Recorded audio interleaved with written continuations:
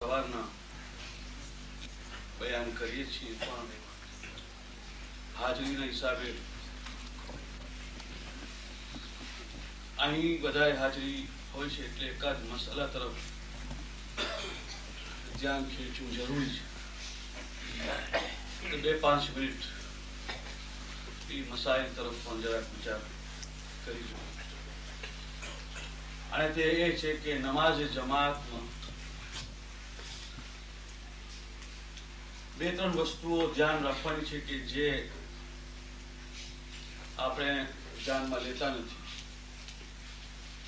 પહેલું એ કે નમાઝ જમાત જ્યારે પઢાતી હોય મગરિબ, ઈશા અથવા સવારની, જેમાં નમાઝ પઢાવનાર અલ્હમ્દનો સૂરો અને બીજો સૂરો જોરથી અને અવાજથી પડે છે, ત્યારે નમાઝે જમાત પઢનાર ભાઈઓએ અલ્હમ્દ અને બીજો સૂરો ન પડવો જોઈએ. શાંતિથી સાંભળવું. અને અગર તમે સાથે સાથે અલ્હમ્દ અને બીજો સૂરો પઢો તો પછી એ નમાઝે જમાત નથી તમારી, પણ તમારી ફુરાદા અને ઇન્ડિવિજ્યુઅલ નમાઝ થઈ જાય. તો જે નમાઝે જમાતનો સવાબ છે અથવા જે નમાઝે જમાતની નિયત છે એ બાકી રહેતી નથી. તો જે નમાઝમાં ઇમામ પોતે અલ્હમ્દ અને બીજો સૂરો જોરથી પડતો હોય, જે મગરિબ, ઈશા અને સવારની નમાઝ, એમાં તમારે અલ્હમ્દ અને બીજો સૂરો પડવાનું હોતું નથી. અલબત્તા તે સિવાય રૂકુ, સિજદા, કુનૂતમાં જે કંઈ પડાય છે એ તમારે પણ પડવાની છે, પણ અલ્હમ્દ અને સૂરો પડવાનું નથી. ઝોહર અને અસરની નમાઝ કે જેમાં ઇમામ નમાઝ પઢાવનાર આસ્તેથી પડે છે, એમાં તમારે પણ સૂરો અને બીજો સૂરો પડવાનો હોતો નથી, પણ તસ્બીહ અથવા ઇસ્તિગફાર, સુબહાનલ્લાહ અથવા અસ્તગફિરુલ્લાહ એવી રીતે પડવું જોઈએ, જ્યાં સુધી કે ઇમામ રૂકુમાં ચાલ્યો જાય અને પછી રૂકુમાં તમે બધું પડશો. આ છે જરૂરી વસ્તુ કે જે હું ઘણી વખતે જોઉં છું કે ભાઈઓ નમાઝ જમાતની નિયત કરે છે, મગરિબ ઈશામાં ખાસ કરીને નજરે પડે છે અને સાથે સાથે સૂરોય પડતા હોય છે. એ બરાબર નથી. બીજી બાબત એ છે કે ઇમામથી પહેલા કોઈ અમલ કે કોઈ એક્શન કરવું ન જોઈએ, નહીં તો નમાઝે જમાત બાકી રહેતી નથી.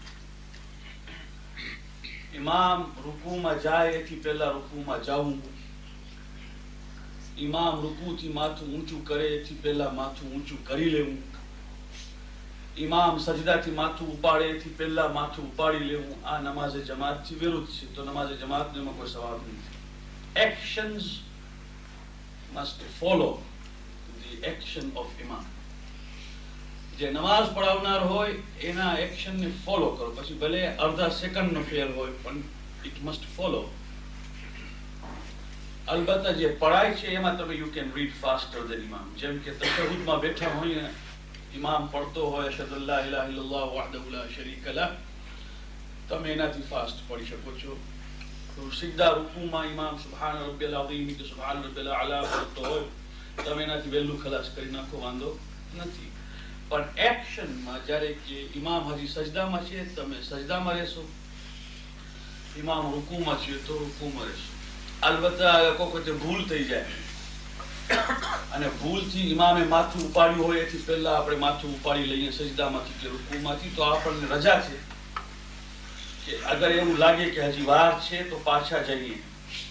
અગર એવું લાગે કે હવે તો વાર નથી, ઇમામે માથું ઉપાડે છે, મેં જરાક ઉતાવળ કરી છે, તો ફરીથી જવાની જરૂર નથી. પણ એમ સમજો કે ઇમામ હજી રૂકુમાં છે તો આપણને રજા છે કે જો ભૂલથી વહેલું માથું ઉપાડી લીધું હોય તો પાછા ફરીથી જોઈન થઈ ગઈ, જેમ કે સજદામાં અથવા રૂકુમાં. આ છે નમાઝે જમા કે જે આ બે ત્રણ બાબતો, જો કે મસાઇલ તો ઘણા છે, પણ 2-3 બાબતો આ બહુ જરૂરી છે કે જે હવે આપણને આ આવડી જવું જોઈએ. અને નમાઝ જમાતની આ ખાસ ખાસ બાબતો આપણા ધ્યાનમાં રહેવી જોઈએ. સલ્લુ અલા Nabi.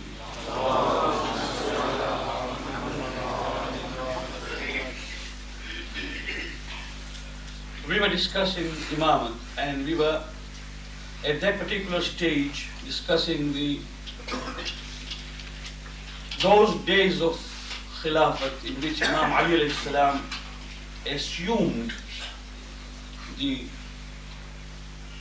rule of Islam. That was perhaps the first time that he was given an opportunity to come openly as a ruler.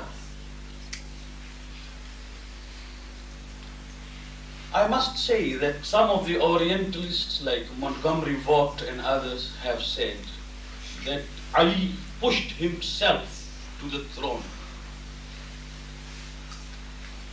When we read such Orientalists whose sources of reference are mainly from Sunni sources,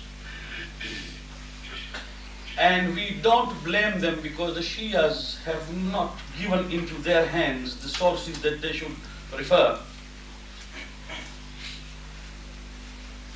we must be very careful and we must not take all those things for granted simply because it has been written by an Orientalist or a Western scholar.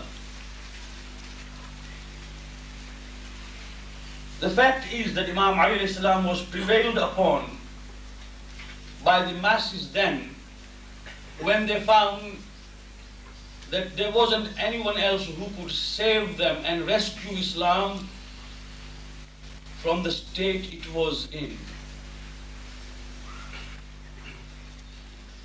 The preceding Khalifa was Usman, who is the third Khalifa. And in his last 6 years, there was nothing but turmoil in Medina. Till at last he was killed. When he was killed by a joint effort of local people plus some from Egypt, who came to protest, and the protests fell on deaf ears. Imam Ali alayhi salam was one of those who advised Usman to reconcile with the masses and pay heed to the demands of the people. The demands were legitimate. People wanted fair distribution of wealth. People did not want nepotism. People came there to complain against some of his rulers, some of his governors, who were actually tormenting the people in their towns and cities, away from Medina and Makkah. Usman was not prepared to listen simply because those governors against whom the complaints were lodged were his relatives. Finally, when things came to head, and when Imam Ali alayhi salam advised Usman in a private session, and Usman conceded, agreed, and he said, "Yes, Ya Ali, you have been a sincere advisor."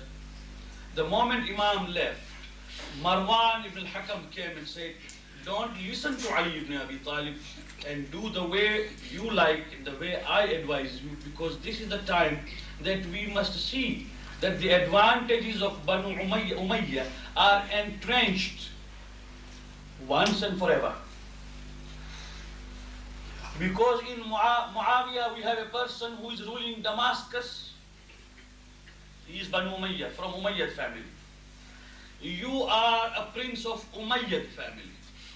All of your governors are from the Umayyad family. This is the first time that Banu Hashim have been dislodged. And we are there and we must see that our position is fortified once and forever in history." And it was this advice which Uthman followed after having heard from Imam Ali. The result was that there was a siege around his palace. I mean, an unprecedented event in Islamic history, that they had a siege around the palace for so many days. And in the last 3 days, they did not even allow water to go to Usman. Usman was thirsty. People wanted to see that water reached him. These Muslims who sieged the palace wouldn't allow even water to get through. Finally, when Imam Ali came to know about it, he gave 2 mashk full of water to his sons Imam Hassan and Imam Hussein and said that I am given to understand that Usman is thirsty and nobody is allowed to take water to him. You go and tell the Muslims that Ali ibn Abi Talib has sent this water, that we must send water to the man. The man cannot die of thirst.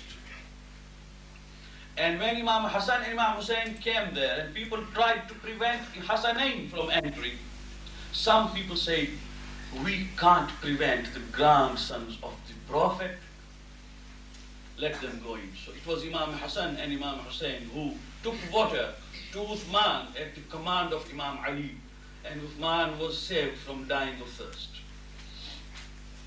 In spite of all that, the climax of the event was that the son of Abu Bakr, Muhammad ibn Abi Bakr, the son of Abu Bakr, entered the hall where Usman was sitting and reading Quran Majid, and he took his spear, and just as he raised his spear to kill Uthman, Uthman looked at him and he was surprised.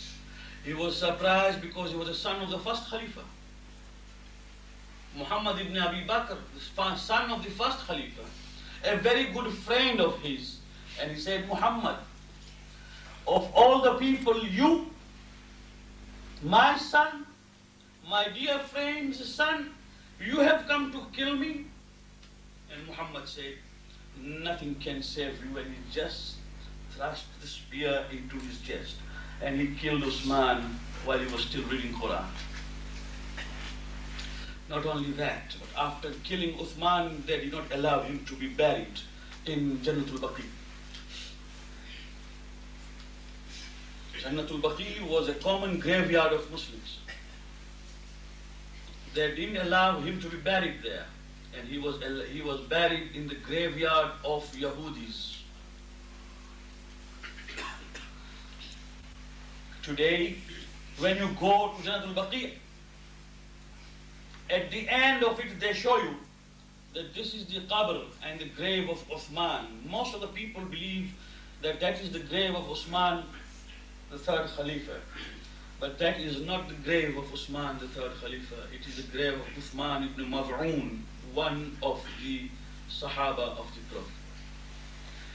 For years on end, it was known that Uthman was beyond the wall of Jannatul Baqi, because that is the place where Muslims wanted him to be buried, thinking that he was no more a Muslim, but he was a Yahudi or a Jew.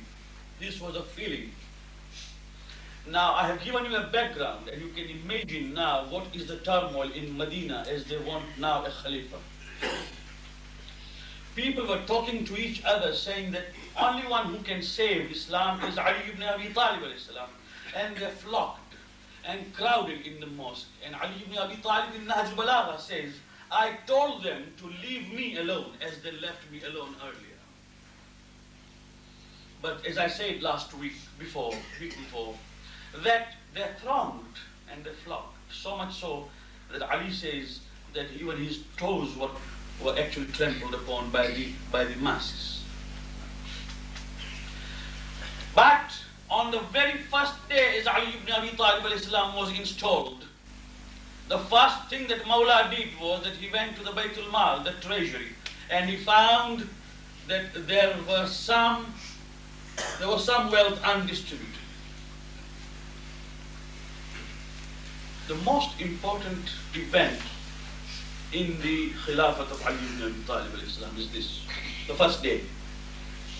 He went to Baytul Mal and he found some of the wealth still undistributed. Not his time, but from Usman's time.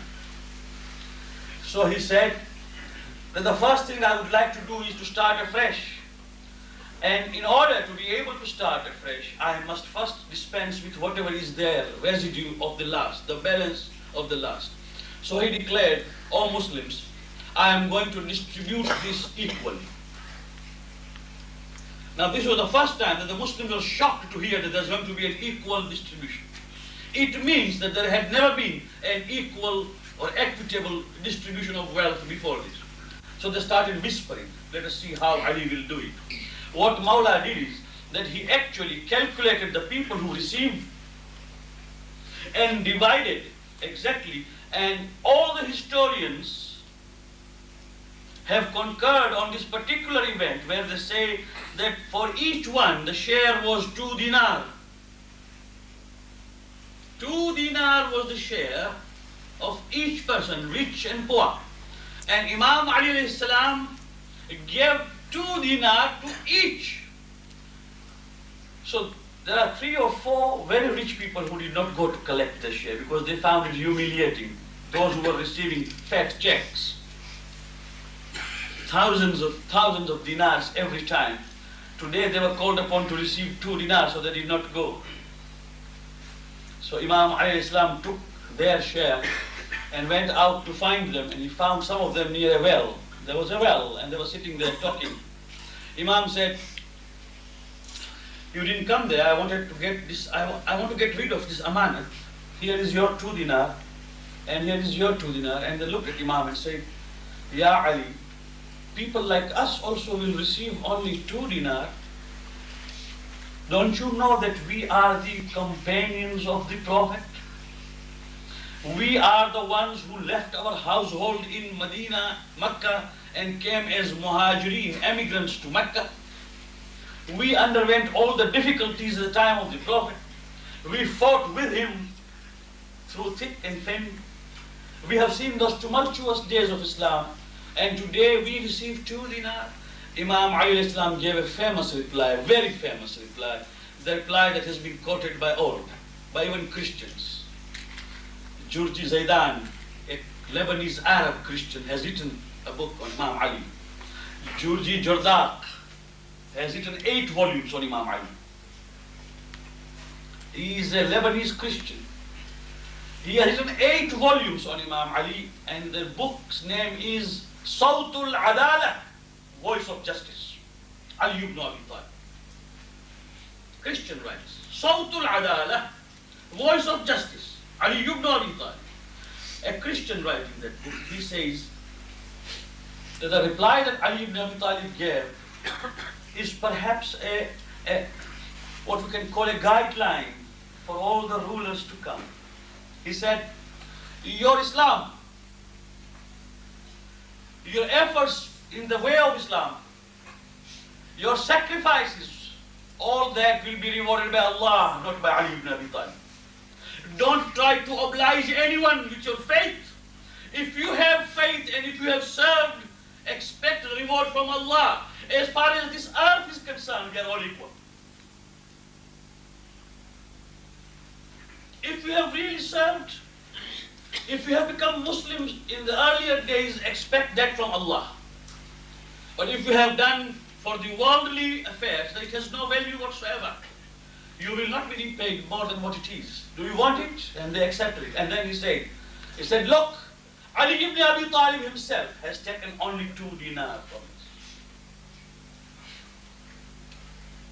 So, I want to draw the attention to 2 principles which is applicable to our lives. One is that whenever a person comes out with no fear but that of Allah, he must be opposed and he must have many enemies. Because he cannot please everyone. He doesn't want to please everyone. He wants to please Allah. It might not be a happy thing for many. And when somebody does that, then he is a true Muslim. If one wants to strike a balance between the pleasure of the people and pleasure of Allah, then that man will on many occasions displease Allah and please the people for his own benefit. But if a person is not concerned about how people talk about him and what people will say about him, then he does it for Allah only. It was this particular event where Imam Ali said that it's not for me to reward you, it's for Allah to reward you. Don't have any obligations. Don't try to put a weight upon Islam. The result was that the people were all disenchanted. They knew now, they started talking. A very bad time has come. Those good times are gone once and for all. At that particular time, at that particular event, Talha and Zubair, two influential people. Zubair was Imam Ali alayhi salam's relative, son of his Pui, cousin. And Talha was one of the relatives of the wives of the Prophet, and a very influential man. I said he had so much wealth that when he died, there were bricks of gold which were to be distributed among his heirs, and they could not be distributed till the bricks were broken into pieces so that each piece could be given to his heir. So much money he left. In history, there is a record of what was his daily revenue. Talha, running into thousands in those days. Now these two people started talking to each other and said, let us go to Ali and ask him to appoint us governors somewhere, either Kufa or Sham or somewhere, or if not Sham, in Iraq, any place. But let us have some position in the government and in the administration. And then that famous event occurred, which we have heard in majlises many times, that Imam Ali did not expect them, nor did he anticipate, because there was no appointment. Imam was sitting, writing the accounts of Baytul Mal, that is treasury, as to how much had come in and how much he had already given away. And there was a candle lit there. Of course, that was the only source of light. There was no electricity then. And Imam was writing the accounts when these two people appeared. And as they sat down, we have heard hundreds of times that Imam Ali extinguishes that candle, puts it off, and lights another candle. So Talha looks at Zubair, and Zubair at Talha, not understanding why. So Talha asks, Ya Ali, there was a candle which you put off, and this is another one. What is the philosophy? Imam Ali Islam said, it's a very simple thing. There is no philosophy behind it. While I was working for the treasury, the candle which was lit here was from the money of the treasury. Now that you have come here to talk to me, it's going to be a private talk. The money from which this candle was bought is not my money, not your money. We can't have private talk with this candle. So therefore I'm putting it off, and now this candle that has been lit now by me is from my personal wealth. So we can talk as long as we want. Now a man who was drawing such a fine line between the two, we don't. While I'm on this subject, may I say, suppose you came and gave me amanat. Amanat means amanat. A deposit, say you gave me £100 and you said, Mullah Sahib, keep this £100 for me. For say, as long as I want, when I want, I'll come back and demand. I cannot change that money. I cannot replace that money. This is amanat mas'ala. I can't do that. Although I want to repay you, I start spending £100, and I know that the day you come back, I'll give you £100. I don't want to squander your money. I don't want to be dishonest with you. I will pay you. But I'm spending that £100 which you have given me as amanat, and will replace it with the same £100 again, 5 notes of 20s, let us say, when you come. I can't do that. I cannot spend the substance of amanat unless I seek your permission. I can tell you, look, you have kept £100 here. This will be deposited in my account. When you come, I'll pay you £100, but it might not be the same note. It might not be the same coin. It might not be the same substance. This is the mas'ala of amanat, that I cannot spend anything from that, even if I mean very well to replace it, unless I seek your permission that I'm going to do this. This is the mas'ala of amanat. And this is what we do not do. We are not dishonest. We sometimes pay back, but we have spent the original substance without the permission of the owner, which is gunah kabira itself. Ali ibn Abi Talib alayhi salam is showing this and drawing a fine line, and Talha and Zubair understood immediately the implications, and they moved away without even putting the proposal. They did not even make a proposal that we want governorship of anywhere. They understood that this man will not budge an inch. And now the times have come when we will see what Muhammad Mustafa sallallahu alaihi wasallam said. What happened psychologically was that people started putting the preceding 24 years in contrast with Ali ibn Abi Talib. They started remembering how they were favored in the times of Umar, how they were favored in the times of Usman, how they received privileges, how they were honored. Today, all that has disappeared because Ali ibn Abi Talib wants to drive the whole ummah with one stick, adala. So another thing started. For the first time, a propaganda began throughout the ummah. People were reminded. I'm giving you an objective analysis of history, the way I have understood it, so that you may understand the same way. Immediately the propaganda started that Ali is the person who has killed your elders and your elders and your elders. People were reminded. Various tribes were reminded that remember your grandfather in that particular battle of Badr was killed by who? And the fellow would say, Ali ibn Abi Talib.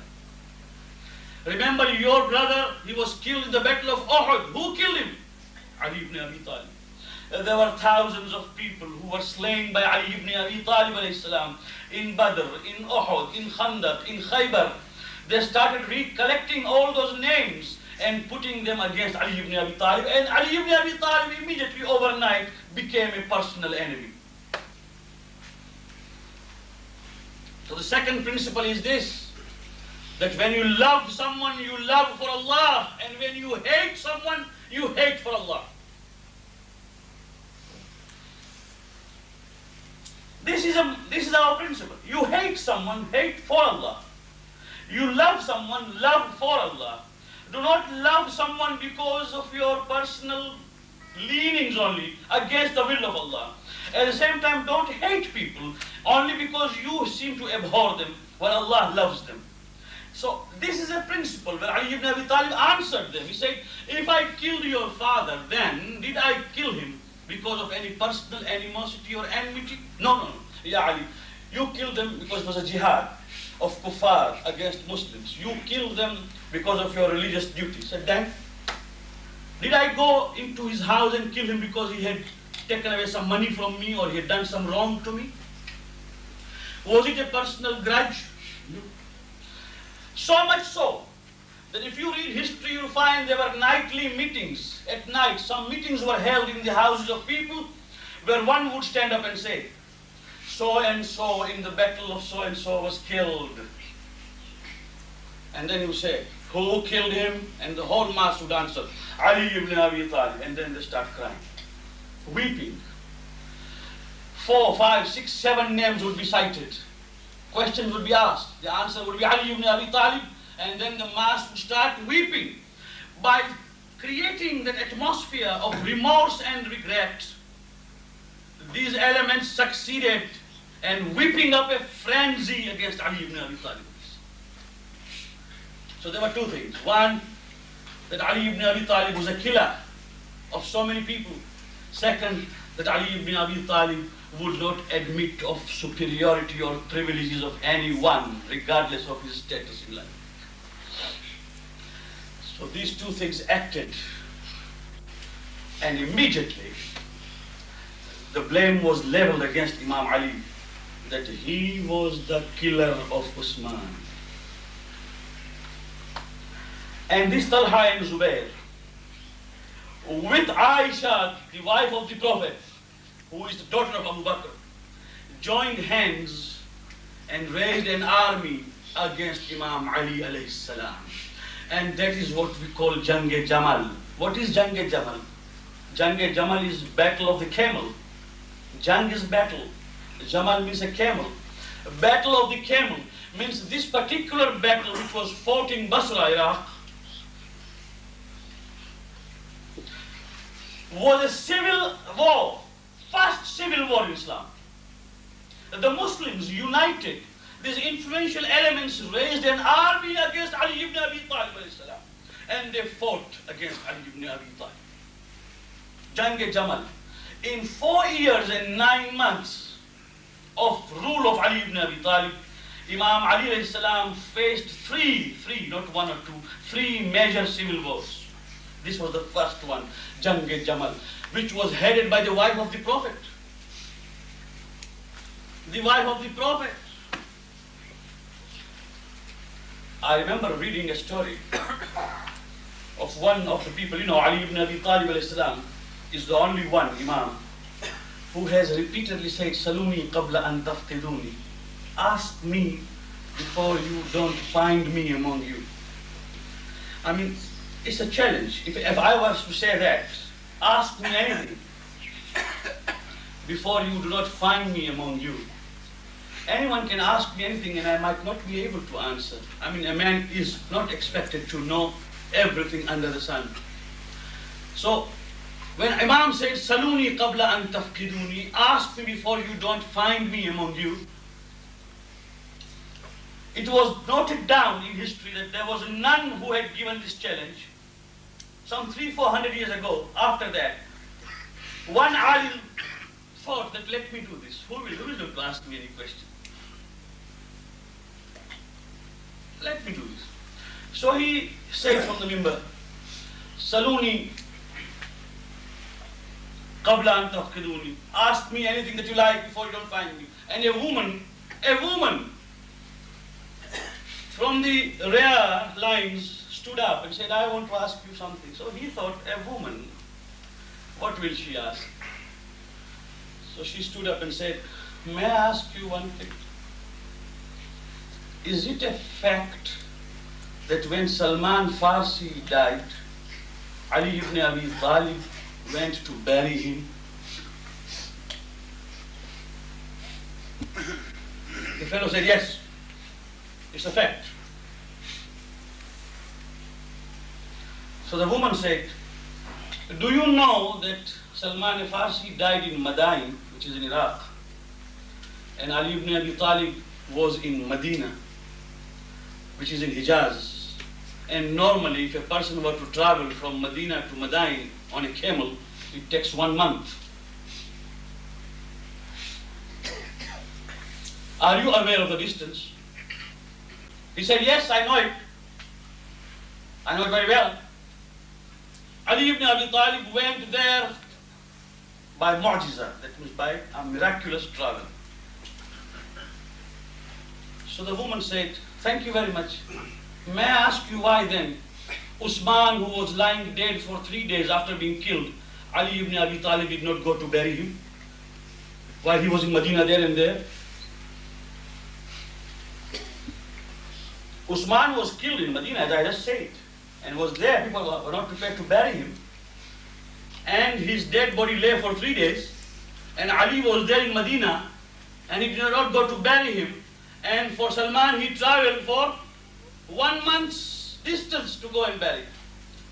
When she said this Ali was disturbed. There was no answer to this. There was no answer. So he started personal attack as usual. He said, oh woman, how did you come to this assembly of men? Now, mahram. If you have come with the permission of your husband, then la'nat upon your husband. And if you have come of your own will, then la'nat upon yourself. Because you have come to an assembly of men and you are a woman. When he said this, the woman stood up again and said, final question then, arising out of this remark, that can you tell me whether Aisha went to Jang-e-Jamal to fight against Ali ibn Abi Talib with the permission of her husband or alone? If she went with the permission of her husband, who was the Prophet, then you'll have to say that alhamdulillah, la'nat upon him. And if she went of her own, then la'nat upon her. And the woman just walked out.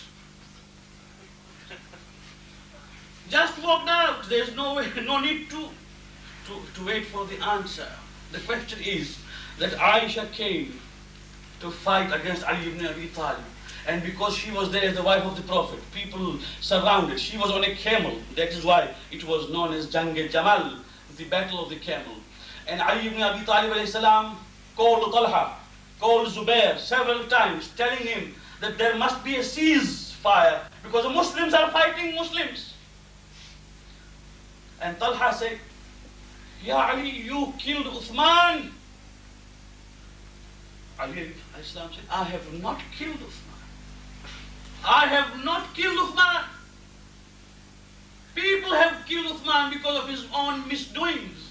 I was the one to advise him not to do this. I was the one who sent water to his house. He called Zubair. Said, Zubair, why? You have killed Uthman. Because Uthman is one of those 10 people whom Prophet had given me glad tidings about Jannah.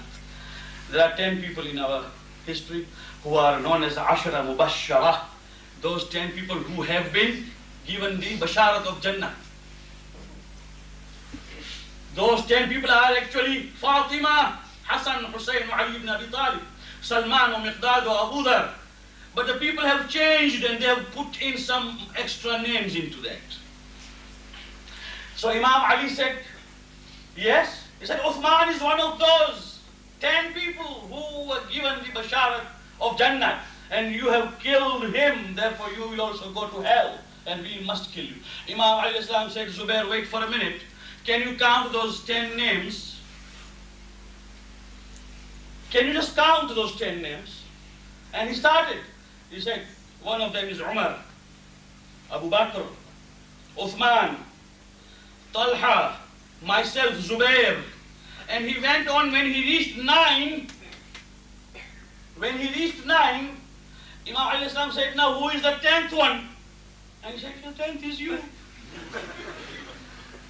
So Imam said that the 10th is me. And what are you doing now? That you have come to kill me? So what is going to happen to you? He said, yeah, Ali, I'm going away. So Zubair went out. He walked over. He withdrew from the army, but he was killed while he was running away. And Talha was killed in the battle.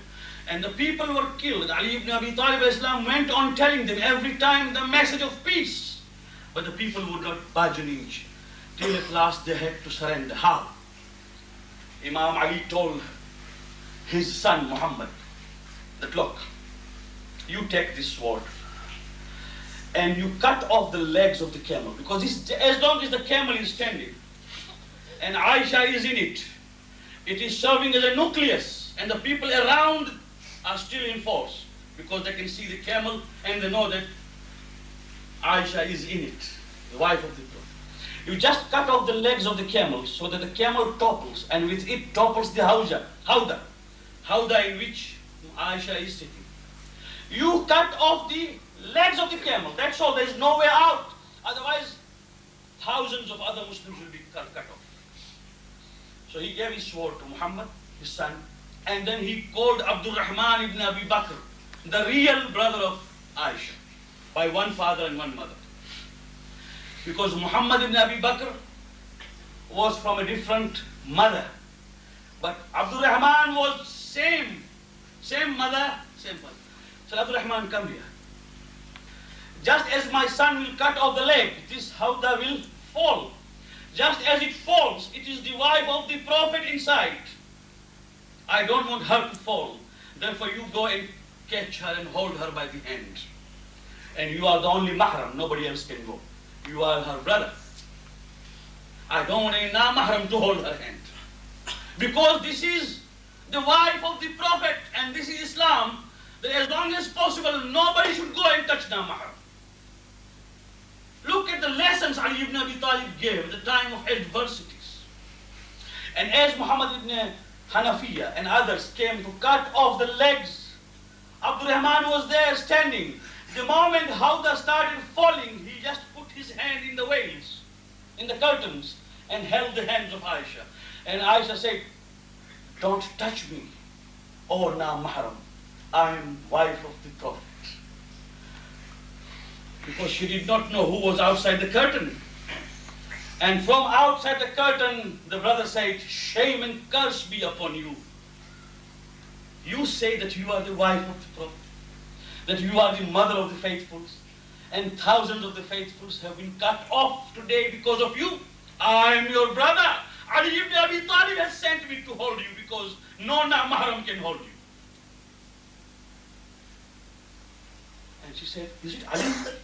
Has Ali cared so much about me? Cared so much about me? Abdurrahman said, yes. He is Ali. He is not an ordinary man. And then when the Hawda came down, she was a prisoner of war. Imam Ali salam gave her a special residence, house, and sent women to tell her that you go back to Medina and don't come out of the house again. And I have pardoned you as far as you are concerned with me, but as far as the blood of the Muslims is concerned, you will answer on the day of judgment. And she was given an escort of women, not of men. A women escort up to Medina. And when she reached Medina, there she realized what she had done. But people had been slaughtered. And this was the first Jang-e-Jamal, which was fought by Ali ibn Abi Talib alayhi salam, to be followed by others very interesting episodes in Islamic history. Why Ali ibn Abi Talib had to face this? I will summarize. First, because fairness and justice and equity. Secondly, because he hated and loved because of Allah and for Allah. That he never cared what people would speak about him, as long as Allah was pleased with him. And in contrast to the preceding Khilafah, this was a total digression, diametrically opposed to what existed before him. People were reminded of the days of the Prophet. Those who could swallow it, swallowed it well. Those who could not, got indigestion. And it is here that we value Ali ibn Abi Talib today as our Imam, not because of only sentiments. I mean, we are being accused of sentimentalism. It's not sentiment. We saw a challenge to the Muslim world to study dispassionately the characters of Ali ibn Abi Talib, and in contrast, the character of all those who were his contemporaries, and then tell us whether they see any match. And whatever we talk of Ali today is not because of later on legendary developments.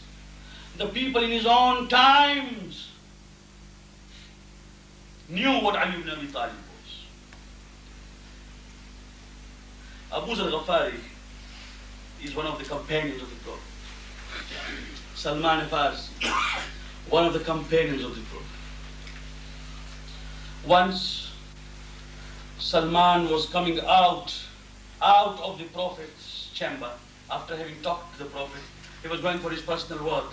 Abu Dhar was entering. Just as he was entering, he saw Salman coming out. So he said, Assalamu alaikum ya Salman. Salman said, alaikum salam. He said, Salman, you are coming from the chamber of the Prophet? He said, yes.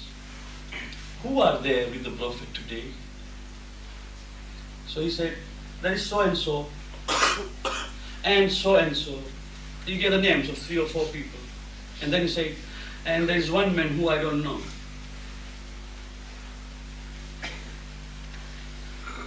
So Abu Dhar said, right, you don't know him, he may be a stranger. Salman did not answer, just went away. And as Abu Dhar entered, he found all the people, plus one man who Abu Dhar said he did not know was Ali ibn Abi Talib. So he sat down. And he, after having finished with the Prophet and talked and all that, he said, Ya Rasulullah, I never expected Salman to speak lies.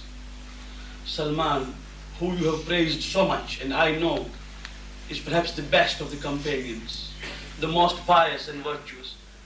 He spoke lies and blatant lies. And the Prophet asked, Ya Abu Dhar, what did he say? He said, this is what he said, that I told him, I asked him about who were there in your presence. He gave the names of all these, and then he said, there is one I don't know. And it was Ali ibn Abi Talib. So the Prophet said, why don't you ask him? And while they were talking, Salman re-entered. And just as Salman re-entered, the Prophet said, Abu Dhar is complaining against you. Salman said, what have I done? He said, you spoke lies, you don't know Ali ibn Abi Talib. He said, I swear by the name of Allah and by this Prophet who has been sent on truth, I really don't know Ali ibn Abi Talib. It isn't possible for anyone to know Ali ibn Abi Talib. A man of that caliber, Ya Rasulullah, that whoever claims to have known him is a liar. Therefore I admit that although I know him personally, that this is Ali ibn Abi Talib, I haven't been able to reach the essence of his attainment in the way of Allah. Therefore I said, I don't know him. I didn't mean to say I don't recognize him. Those are people who lived with Ali ibn Abi Talib. And they know what Ali ibn Abi Talib alayhi salam was. And as we discuss further, I will give examples of what Kumail thought of Ali ibn Abi Talib. Kumail. We are reading Dua Kumail every Thursday. I will give examples of what Miqdad thought of Ali ibn Abi Talib. What Mitham Tammar thought of Ali ibn Abi Talib. What Salman spoke of Ali ibn Abi Talib. What Abu Dhar al-Ghifari thought of Ali ibn Abi Talib. And then we will go on even to give examples of the enemies of Ali ibn Abi Talib as to what they believed Ali ibn Abi Talib Islam was, despite their opposition. It is because of this that we believe in Imam Ali Islam as he is, as much as we can. Not because of any sentiments, not because of any legends. There is historical fact behind it. He proved what Imamat was. He laid the foundation of Imamah. He told us what Islamic rule ought to be. And it is in his wake that the ulama are supposed to follow, and we are also supposed to follow in the wake of ulama the pattern of Ali ibn Abi Talib alayhi salam. Assalamu alaikum wa rahmatullahi wa barakatuh.